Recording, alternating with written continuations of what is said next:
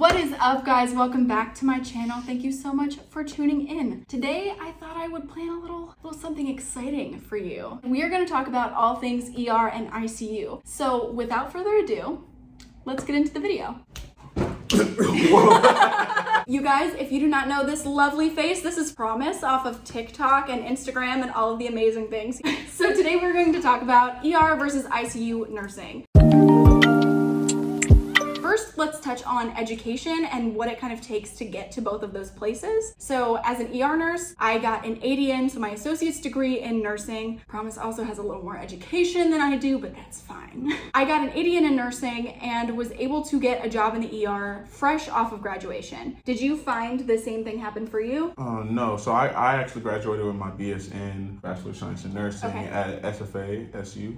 Axum. And it took me a while to find a job. I was actually struggling, and then eventually I found a recruiter who was looking for someone to fill in a spot in their neurotrauma ICU in Arlington, and I took that position ASAP. Fantastic. In doing that, what kind of shift did you work and what kind of hours were you working? Yeah, so when I started the job, it was part of a nurse residency, and that lasted around 3 months. I started working 2 days a week. It starts off 2 days a week for like 4 to 6 weeks, and then you move to 3 days a week after the classes are over. Then when I moved to 3 days a week, I actually moved to night shift because the night shift needed more staff than day shift. Okay. And ever since then, I've just been working night shift in the ICU. So you still work night shift now? Currently right now, I'm not working ICU at all because I'm in between travel contracts. Okay, beautiful. So we'll actually touch on travel a little bit too, since that's what he's doing. And we can see like the difference between what it's like being a staff nurse and a travel nurse and kind of how you're treated by coworkers, what the job really entails and kind of how you feel like that differs. Man, this is the first time I've ever talked about this, honestly, Okay.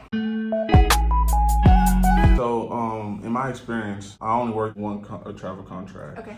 Now, you don't get much time for orientation. There are not people trying to like teach you what to do every second. So you gotta pick up things quick. You gotta know where things go. Normal orientation. Just so everyone is aware that's watching, what does normal orientation entail? How long is that, and what kind of information do you get? Again, the orientation for us was around the first 3 months. You always have a preceptor who's there with you, co-signing on every action you do, whether it is getting meds, giving meds, drawing labs, talking to the doctor. There's always someone there to co-sign and help walk you through the steps. Right. You know, they're showing you where things are. They're teaching you the protocols and telling you how the work culture is at this specific facility. Sure. In travel nursing, none of that. You're just expected to know, even though every hospital is kind of different. Sure. You're expected to know the protocols of that hospital quick. Right. And then when you're doing something wrong, no one, I feel like, when you're a traveler, no one expects to actually like correct you. No one's going to correct you. Right. Versus if you're a staff nurse, people will tell you, no, this isn't how it's supposed to be done. Travelers, people just talk shit behind your back. That's the truth. You know, they're not there to make friends with you. They just want you to already be on your stuff. Yeah. So I've actually noticed this too in my own practice,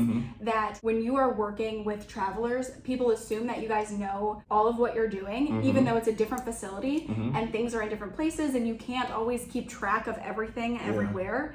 People expect you to just innately know these things. Yes. And they also, not me, but different nurses can occasionally be a little bitter at what they think you're making as far as money goes, or what they think that you're getting out of a travel contract versus what they're getting as a staff nurse. Exactly. Yeah. Now, at my travel location that I went to, I actually didn't meet not one staff nurse. The whole hospital was full of travelers. Wow. It was a small hospital though, very small hospital, but everybody was a traveler and no one was there trying to make friends. I was very young compared to everybody else and a lot less experienced than everybody, and I felt like no one wanted to like really talk with the free time, even though the acuity at this hospital was a lot lower than what I'm accustomed to, you know what I mean? Right. How long have you been a nurse today? How long have you been a nurse? I've been a nurse for 1.5 years now. So I've been a nurse for about 1 year as well, and I think it's a really interesting connection to see like younger nurses working together to like achieve certain things. Half of our staff is around my age, half of our staff is like older, you know, 40s, 50s. Yes. They have a very specific way of doing things. I don't know if you've noticed that where you are or in places that you've been, but I know our 40, 50-year-old nurses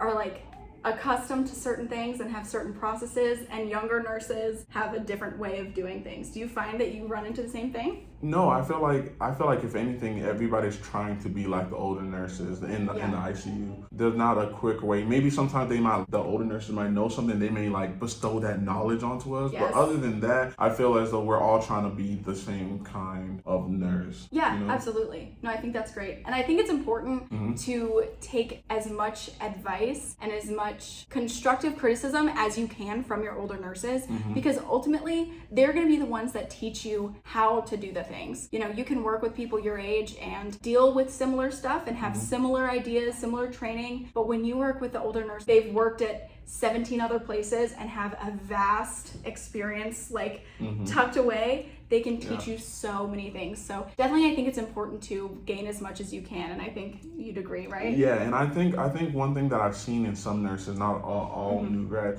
but some nurses don't like when other nurses try to teach them things that they already know. Like, I already know how to do this one thing. I don't want you to teach me how to do this, because it feels as though that they're being belittled because you're trying to teach them something they already know. I've never understood that myself, because I feel as though you lose nothing by hearing someone else teach you another way. If anything, it helps us reinforces the ideas that we all know, and the truth is we may forget some of those things. So, you know, always just be open to learning new things, or even just being open to be reinforced the things that you've already learned. I think that's great advice. If someone was teaching me something when I was first starting, I would love for it to be to not feel overshadowed by what someone is trying to show you. You know, don't feel uncomfortable because someone's like, hey, I saw you start this IV this way, but honestly there's a much better process if you try it like this. You know, because when I was starting, my feelings would get hurt so easily. You know, I felt so like, I'm not good enough, nothing I do is right, I can't treat my patients effectively. And I think when you learn that like people really are looking out for you and people do want to help you, it can make it so much better. Your job experience and your relationship with your coworkers can get so much better. Yes, because the truth is they're probably just trying to talk to you and teach you because it really helps them, it helps the team, and that's really the ultimate goal, to, you know, improve our team. So talking about teamwork, let's branch into how teamwork works on your unit. Neuro ICU versus ER is vastly different. For ER, I know we will get a patient, let's say we have a STEMI patient, because we would send them up to you guys too. Not Neuro ICU, but ICU in general. So say we have a STEMI patient. When someone comes in, everyone is hands on deck for this person. We get them in the room, we shave them, we get the pads on them, they get on a monitor, and hopefully within like 30 to 60 minutes, they're going to cath lab and they're out of where we are. So what do you think in terms of when you guys get a new patient, even if it's a STEMI patient, post-procedure or something of the effect, how do you handle getting a patient together? What is your teamwork like? You almost described it perfectly, because do you work night shift or day shift? Day shift. Day shift? Yes. I feel like when I hear people who work in night shift in other facilities, that's how the work culture is. If someone's getting a patient, everybody in that hall is going there to help either clean the patient up, help with anything, bring any supplies that might need to be brought to the room. That's exactly how it is. Someone's printing out the patient's labels. Like, that's exactly how it goes in the ICU. Okay, so there seems to be like a big overlap in the teamwork aspect, as opposed to like med surge maybe, or like labor and delivery, other places where I think that you're like, you just kind of get your patient and that's promises patient is promises patient and that's it, you know? So I think there is an overlap in teamwork, which is something that you guys could look forward to if you're looking. I know for me, I was choosing between ER or ICU. I too was choosing between ER or ICU. ER was actually my first choice. Okay. You know, that's where I wanted to be. So you wanted to come to the dark side. I wanted to be in ER, but then I saw the light and I came to ICU. You know? He woke up from his nightmare. He was like, hey, I'll be fighting your patients. I can't do that. Yes, the ER is a rowdy place. Yeah, so although I wanted ER, I found the beauty in ICU. Sure. Honestly, I can't imagine getting more than 2 patients. The days that we are tripled and I have 3 patients, those are the worst. But I can't imagine on a normal day to day I'm getting more than 3 patients. Like, I can't imagine that. And I know in the ER, y'all get patients, y'all in and out. Y'all can have like 8 patients in a shift. I can't do that. That was actually one of the questions that I had. Your patient load is between 2 and 3 people? It's supposed to be 1 and 2, but yeah, sometimes we're going to the 3. Staffing isn't hitting right. Right. Nursing is a conundrum in itself right now, but in terms of acuity, will you ever be a one-to-one with the patient? With good staffing, probably, yeah. Okay. And who do you think kind of falls under that umbrella of what's necessary for a one-to-one? So what I mean by that is like promise being the sole nurse for that patient all day long and not getting any other patients. If we have a patient that's on CRRT, which is continued renal replacement therapy, that's a patient that is typically supposed to be one-to-one, but that's not always one-to-one. Right. I've seen patients that will have like a roto bed and they have like tons of drips. Okay. You know, I've seen nurses like that have one-to-one, but even then, like staffing's just been really bad. Sure. So, you know. Yes. But those are the kind of patients, a hypo patient when they're on hypothermia protocols. Yes. That would be a one-to-one sometimes. And we would usually do hypothermia protocols for a patient this is like post-code. So someone like we've resuscitated in the ER generally. They also, I would like to touch on the fact that you guys get codes in the ICU all the time. This happens a lot. When I started, I thought, I was between ICU and ER also. And I thought if I was in the ER, I would get the gunshot wounds and the, CPR in progress and all of these types of things. If I was in the ICU, I would not get that. And that was a total misnomer on my part because ICU gets codes all day long. We do. With the acuity of the patients and the cooling and the rewarming and the managing all the drips and all of these things that come with being an ICU nurse. What do you think your favorite part of your job is? What do you think like really provides the most fulfillment for you? I think my favorite part is, this is gonna sound messed up. Okay. For me, I'm more in awe seeing how messed up a patient can get, be brought back. Yeah, 100%. Like that sounds messed up, but like it always like surprises me like how strong we really are. Yes, absolutely. Absolutely. I totally agree. When we get patients downstairs, though I can't follow them to the ICU and take care of them there, I love to see what happens with them in the ICU and how they continue to progress. So I totally understand that. Do you have a hard time if patients don't make it out of the ICU? Personally, no. Personally, no. And I know it's so bad. I know if everybody else like be crying, but I'm just not. I'm just not like that. That's personally. A fair point though, and honestly, this is something that you guys are going to encounter with a lot of nurses. For me, it takes a special patient to like break my heart over what's happened because you have to separate work and home and feelings, and ultimately it's our job to try and help them, right? It's our job to try and save them, and we can only do what we can do. To go back on what I was saying, I don't think I've ever cried over one of my patients. Ever. And at first I thought that was normal. I thought like when people were saying like, oh, we be crying for our patient, I thought that was like a joke. Like I've been sad. Sure.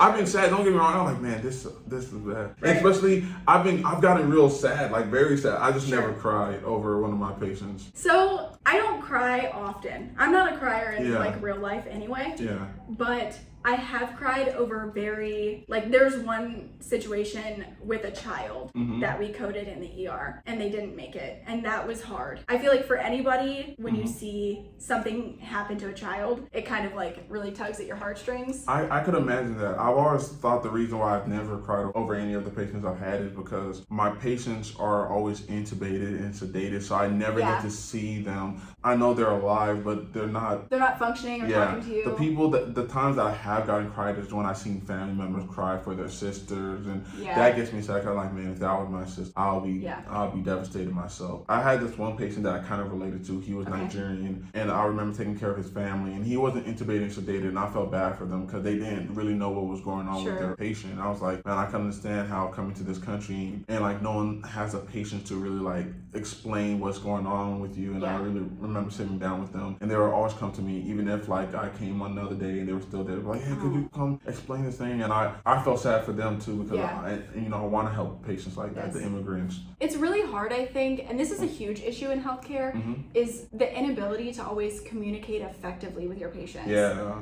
Do you guys have translators, like the translator phone? We do have translators, but they're not the most practical because then you got to go search and find them, and that hurts. That's wasting time. The patient, they feel like they need something, and you got to go out and find something that no one really knows. Like, what translator? Just use Google Translate. That's definitely an issue in healthcare in general. Being able to effectively communicate with your patients and having them understand what you're saying. Using the translator phone just is not effective. Google Translate isn't effective either, you know? It doesn't translate accurately. And when you're dealing with people's lives and their medical needs and what is happening with them, you definitely want to make sure it's like, you know, real and accurate of what they're saying. So that can definitely be a hard part of healthcare that we see for sure. The most fulfilling part of my job is when I have a patient that's in the ICU and I see them getting better. Maybe they start off with me and they're like having GCS of 3, like they're not really like moving at all. And then maybe weeks later I come back, they're better. Maybe their eyes are open. They can still be intubated, slightly sedated, but they can answer questions in there. But you could ask them, "Do you remember me? Do you remember me?" And they're like, "Yes. Oh, I'm so glad that you're doing better." And they're like, "Yes, yes. Are you okay? Yes. Do you want water? No." You know, after they give me a no, I know for sure that there's hearing me, you know, that they're responding. But I've had patients like that with traumatic stab wounds and whatnot, because we're in the neurotrauma floor, so we'll get patients like that too. I just love seeing them get better. That makes me feel fulfilled.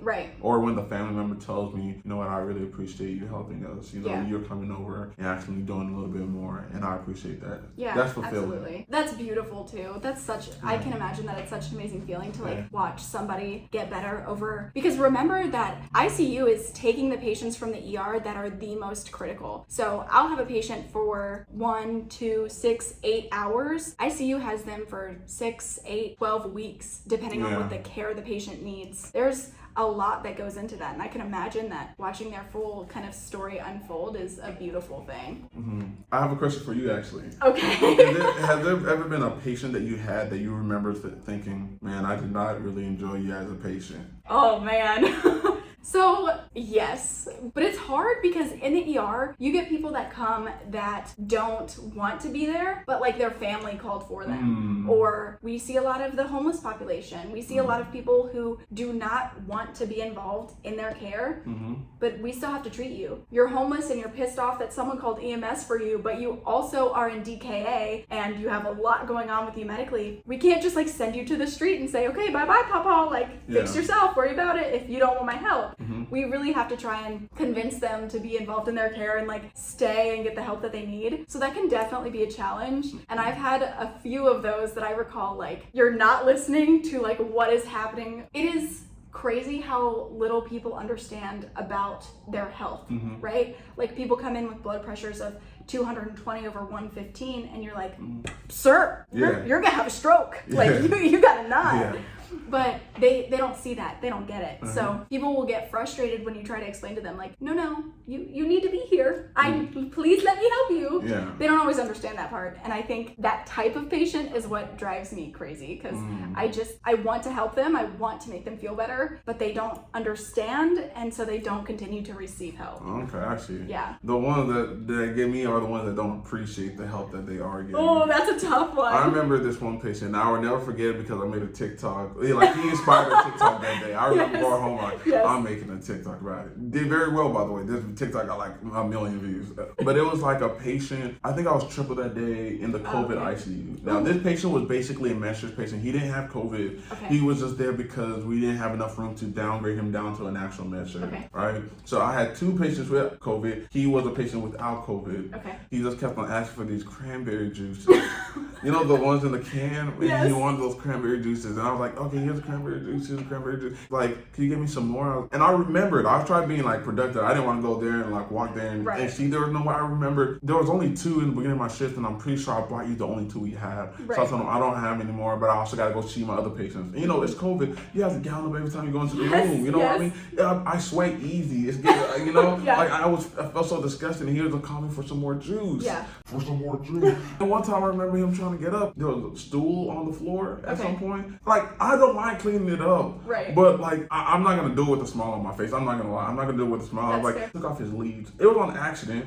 I remember looking on the computer saying like his EKG wasn't showing up. I was like, "Hey, did you take something off?" And he was like, "No, I didn't do anything." I was like, "Oh, you accidentally took him off." And I guess he took it as more as me accusing him or whatnot. Just know next day I didn't get assigned to him, and my manager came and told me that he fired you? Yeah, he fired me. He said that he didn't want me because I accused him of taking off the thing.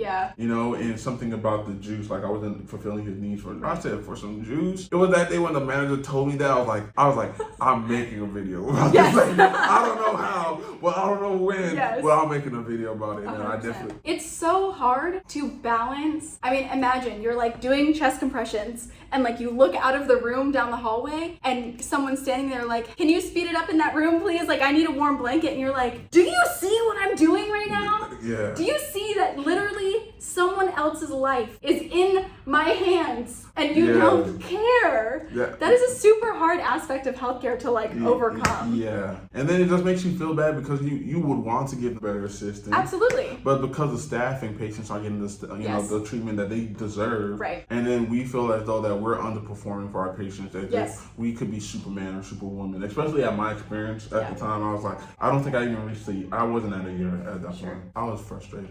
Absolutely. And these things happen a lot in healthcare. So I definitely want to advise you that if you're looking for a new job or looking into what you want to get into as a nurse, definitely think about like, you know, it's beautiful working in the ER and like getting someone stable enough to go upstairs, but it's also like super hard. It's speckled between people who aren't the kindest and who don't have the best intentions and who like aren't super enjoyable to be working with. How do you feel, speaking of people that like maybe aren't the best to be working with? Patients' families. Actually, this might sound really messed up, but I feel as though there's not enough patients' families around. Okay, like they're not involved enough or not there enough? Or? They're not there enough in the ICU. I feel like definitely some patients are almost abandoned in the ICU. Oh, sure. I definitely feel that. However, I work night shift and a lot of families don't stay overnight. Right. So it's like, I don't feel like I personally have to deal with many family members. But when I do, I hope there's just not too much of a burden. There's been times where I felt bad. Because of COVID, we had to reduce our visitation policy. Like patients' families couldn't stay overnight, and it was kind of tough telling them that, yeah, you can't be with your loved ones. Sometimes the patients' families will call at the wrong time. It's like they'll call at the beginning of your shift when you haven't done anything. Or you just got report and you Yeah. don't know the patient yet. They're like, how's they're doing? I'm like, I haven't spoken to them. Yeah. Or they'll call like at the end of shift crunch. For me working at night, the time when I'm trying to do my showers, getting my labs and doing all that, they'll call at that time. Like, I kind of don't want to do that right now, or I feel like I might not have enough time to do everything else, you know? Yeah. So there's definitely a fine balance, I think, of like communicating with family appropriately and then like saying like, hey, I will call you as soon as I can, and just remembering to do those things. Well, I have a question for you. Have you ever thought about switching from ER to ICU now that you've been working in the ER? Yes. Yeah. Yes. So I'm at a point in what I'm doing where I'm really like, where do I want to go and what do I want out of my nursing career? Because nursing is so vast. So vast. Yeah, there's so much you can do. There's so many places you can go. So I have thought, I am not the grinder that is a med-surg nurse. I don't know if I could handle labor and delivery. So like, more power to all the beautiful people that do that. I think you could. I think ER and L&D are the same thing. Yeah? From everything that I've heard from talking to L&D, it sounds just like an ER just for pregnant patients. I can see that. Yeah. You know? I think the hard part about L&D is like, say you have 3 moms, you have 6 patients because they have babies. All of a sudden you have 6 people. More power to them. Yeah. I found working in the ER that I need some more organization because the ER is chaos 24/7 all the time. And that's all ICU is, organized. Yes. For me, I'm too organized. I need to be roughed up a little bit. I definitely thought about going into ER since working in the ICU, just because I feel as though I hate charting. I really do. Oh my god. And y'all don't look like y'all chart. Y'all don't look like y'all chart. So I want to do what y'all do. Okay, let's talk about I don't want to this. look at the skin. But, okay. Oh dear. Tell me Focus something. assessments. Tell me something. Talk When to me, you talk to me. call downstairs, or when I call you upstairs, and I'm like, "Hey, promise, I have a patient coming up to you. Like, you ready for a report?" And you're like, "Yes." And I start giving a report, and I'm telling you, post cardiac arrest, XYZ, 218 gauges, like, propofol is running, they're intubated, yada yada. And then you're like, "How's their skin?" And I'm like, "I don't know. I don't know what their skin looks like besides the fact that it's still attached to their body." You were with them for so many hours. How could you not know? It's not even That's that what I'm asking. Listen. We don't have assistants. This is a thing between ICU and ER. This is a problem. These skin assessments are an issue. And I totally understand the validity of wanting to know. I don't have help to like turn my intubated patient and like see if they have a sore on their behind. For us, it's because when we're getting a report, we have to know about every body system. We got to go from neuro to cardio to respiratory to GI to GU to skin and muscular to everything IV. So we're just going through our check boxes. So when we ask about skin, we know like it might not be that important because we're going to look at it anyway. But we kind of want to know what we have in case, you know. Yes. Discussing this. When you are getting a patient, I know in the ER, I am focused on what the complaint is. Like what is happening to them right now. Even though they have a giant list of comorbidities, I'm focused on what their complaint is. How does that differ when you get to the ICU? Well, of course, the chief complaint is the main concern. Because they're in the ICU, they could go through like multi-system organ failure a lot. And sometimes certain body system will affect other body systems just in and of itself. We're not just looking at just a chief complaint. So if a patient came in with something neuro, we're also making sure that their heart rate is pretty well. They're breathing fine. They're not developing a skin ulcer. That's why we need to know where it was when we got it to progress it to make sure that their skin's not getting worse, returning them and whatnot. We also got to make sure that their urinary is right. We're looking at kidney values, we're looking at urine output because things like that decline in the ICU sometimes because they're not as active. Everything's changing for them. So, that's kind of why I wanted to go to ER. I wish I was just looking at one system. We got to look at everything. And at first, starting off as a new grad, I guess your mind is just looking at the big picture, like the big complaint, like, oh, they came in for something like an arrhythmia. You're just looking at the hearts. But then more and more you start learning, no, even though they came in for this, I need to look at all the other parts that are affecting their life because they're not just coming to the hospital just to be healed for this one thing. We're treating every part of them. Yes. We don't want to send them away worse than they came in. Absolutely. And so it's like I kind of wish I was in the ER just a little bit. But I know y'all are stressful too, and I hear about that too. So I'm not trying to downplay y'all struggle. Oh, 100%. It is different. It is very stressful working in the ER because some days I'll have 4 or 5 patients. It's just who comes into that room, and I have no idea. So when my room is the only room open and EMS comes in and they come in with someone who's in cardiac arrest or someone who has a GCS of 6 and you're like, oh God, let's not forget that I have an NSTEMI in room 5 and someone who's on BiPAP in room 6. So those are both IMU, so intermediate care level patients. And then I have an ICU somewhere else. And then I have, someone who's had toe pain for 14 years and they want it looked at today.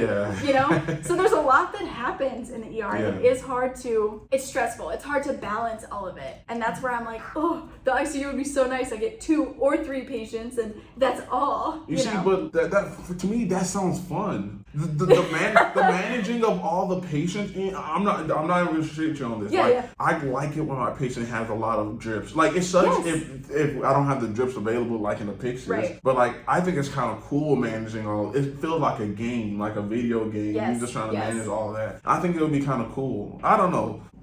That is like a beautiful part of working in the ER is I love when I have my ICU level patients and I'm like titrating all their drips and like making sure they're meeting what they need to be meeting before they can go upstairs and like everything is being accomplished for them. The management part comes in and it's so hard when I have ICU and I have to titrate and I have to do all of these things based on weight and based on blood sugar and based on how awake they are, but watching based on their moon sign, based on everything, exactly. All of these things go into it. And it's amazing to solve the puzzle and put the pieces together. But then when I have 4 other people, I'm like, I can't handle this. Like it's too much, So that's a part that I think is the grass isn't always greener, but I think as nurses you can go anywhere and do anything. And being able to do that, like you could go see what it's like working in the ER. You can do it. Well, I actually got another question for you. Now, do you have any other poop stories? Because I do have a poop story that I've never told. Like on video, and I kind of want to tell it. Okay, let's hear your story. Now I got this at my travel contract. This isn't a Texas thing. Patient obstruction has a lot of. He's really backed up. Me and another nurse, we're trying to give him some animals because we need him to poop. I'm over there with his stomach. I'm holding his stomach and I'm holding his leg, trying to bring his knees to his chest, to make it better. The other nurse is, putting the enema, flushing it through, doing everything, and we're trying to like put pressure turning down. Yeah, like massage the end. Yeah. She starts doing a digital rectal thing. Yeah. You know, she was like, yeah, this stimulates the bowels. I was like, oh, I don't know. I didn't know that's why you, like, she was like, yeah, you just work there. We hear a few plops, we see some poop, like, oh yeah, you know, comes out, it's nice. And I'm like, yeah, this is good. Like, I know he must be feeling better. So we start doing it. we keep on doing it, some pressure. And I shit you not. I shit you not. This is what happened. He shitted 6 feet out of the room. Like, from his place, the poop went out of the room. It was all in the air at the same time, all flopped on the ground. And then once we saw that, me and her looked at each other, we were like, we gotta stop. We gotta stop. We started bleaching everything because it got on the curtains. Even got on my scrubs, and I was gonna bring that up because if you ever see some bleach stains on the back of my scrubs, that's because we bleached the bed frame and then I touched it on my back. So, but they'll go everywhere. But we know we did a good job that day. A fulfilling day in the ICU. That must have been. Yeah. Yes. Everything in healthcare is not like dark and sad and scary. And honestly, if we don't have these moments where you're getting pooped on by a projectile, shits across the room, or like dealing with people who just kind of like drive you crazy, but they end up being the funny ones too. Like, it's all just intertwined together. That makes the job what it is. You know, that makes it like fun, and you have to be able to laugh. Like the patient that pooped, she was like, oops. I look at her like, how dare you speak after the crimes you committed. It was so funny. I was like, yep, this is all you can do is like laugh at this situation. It was hilarious, and the patient laughed, and like in moments like this, you just have to like laugh through it. It's good stories to tell though. 100%. 100%. Absolutely. Do you have any more questions for me? Actually, no. Where are you trying to go now? In terms of like my career? Or? Yes. Okay, so I love making content, obviously. Okay. That's why we're here. That's why I'm interviewing you today. Yeah. I love making content and like would love to keep producing like nursing content, but I obviously still feel like I still need a real career for the time being. I still need to do what I'm doing. So I would love to branch into a different part of medicine. I've considered like NICU maybe to see what that is like. I'm not sure. I considered cath lab. I love the heart and I love cardiac in general. CV ICU just so I can you know, tell everybody that I'm better than them. Yeah, but to be honest. I don't know. We'll see kind of where this takes me and where like nursing continues to take me. But right now I would like to make a transition of some sort. I'm just not quite sure where it would be quite yet. I too want to be making a transition. I'm trying to go into OR. I made an application for OR. They told me I didn't get it because it wasn't for like, you had to have OR experience for this job. I just did it just to see what they can give me, you know? But I also been applying for pre-op PACU, and I applied for a cath lab position. I'm still looking for other places because I need less stress in my life, you know? Yeah, so let's touch on that. Before we end the video, what do you think, in terms of like moving into another specialty, why? What do you think is like drawing you to something different? Okay, that's a good question. And I think a big reason why I would want to transition is because I feel as though when you first come out of nursing school, you want to just do the coolest things. You want to feel like you're in Grey's Anatomy type stuff. Absolutely. You know? That's why I feel like a lot of people say they want to do ER, you know? But looking at practicality, ER and ICU have the highest burnout rates. All the critical care have the highest burnout rates. And I'm not trying to be burnt out. My job isn't my life. Yeah. My job is just a means to an end, you know, for me to get money. So I'm trying to find ways to treat myself a little bit better, you know, mentally and at my heart. And kind of like that work-life balance. Yes, a better work-life balance. I've been even thinking about finding jobs that aren't in the hospital because one of my friends, she recently went to an outpatient job and she said she's been enjoying her work-life balance. You know, there's just a lot of reasons, and it makes you think like, why am I trying to be in the hospital? Why do I feel like ICU is the reason? Right. You know, like there's no real substance to it. I would like to explore something else, you know. 100%. I totally can identify with wanting to be like a badass ER nurse. Yeah, and but you are a badass nurse. You don't need the ER to validate you. First of all, thank you. And secondly, you're absolutely correct. Like, you do not need other people or other people's opinions to tell you what you should be as a nurse or how you're fulfilled as a nurse. Yes. what makes you happy. You don't have to work in the ER and do CPR every day to feel validated as a nurse, you know? Yeah, and you don't, like, I know a lot of people make jokes about, like, ICU is better than everybody else, but the truth is we're not. Like, you know, we're really not. It took us the same amount of schooling to get into our position as it is. It took a med-surg nurse to do their position. We're not anything better, but just because of that stigma is, I feel like, a big reason why a lot of people want to go into higher acuity. Maybe if I wish to go back to school, I guess when I also graduated from next school, I thought I might want to go back to school for CRNA. Yes. You know, but now I'm really thinking about it. Do I really want to go back to CRNA school? And now I'm not really as sure if that's something that I want to do. Right. And I think it just takes time and understanding what it's like. Some people stay in the ER, some people stay in the ICU, and they love it, and they love their job, and they love the fulfillment they get out of it. I'm gonna be real. That's actually the biggest lesson. Before you say that, I want to love my job, and I'm not in love with the ICU. Yes. I want to love that shit. My girlfriend, she loves L&D, and she says it's stressful, but she says she loves it. I just wish I could feel that same way. Exactly. Like, I want to feel like I love my job and I love what I'm doing. Though I think my job is amazing, when I get attacked by patients, when I get yelled at by people all the time, when I'm like running down the hallway from somebody, or like, you know, screaming for help because no one is around and something terrible is happening, you can only deal with that so much. So really quickly, let's touch on mental health, because I think that's important. Yeah. If you guys are struggling or debating what you want to do, or watching this video and want to be an ER nurse, ICU nurse, or are already there, make sure you're taking care of your mental health.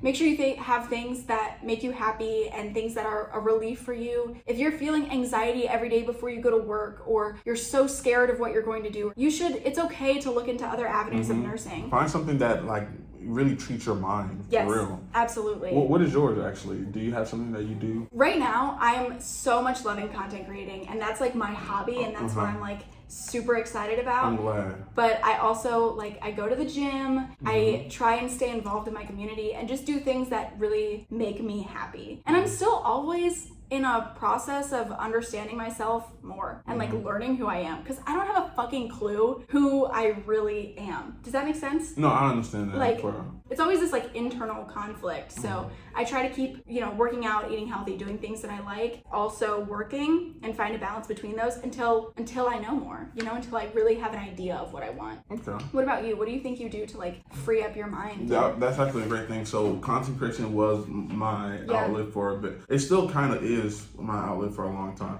But I started it when I was a student in nursing school, and it was my outlet back then too. Like making videos was just something that I was happy to do. It's something on my phone that I keep with me all the time. I love learning new things at work because I love to see how I could like turn it into a video later on. Right. You know what I mean? Working out is something that I've been really big into. I have waves where I'm like super big into it, and then some waves where I'm not.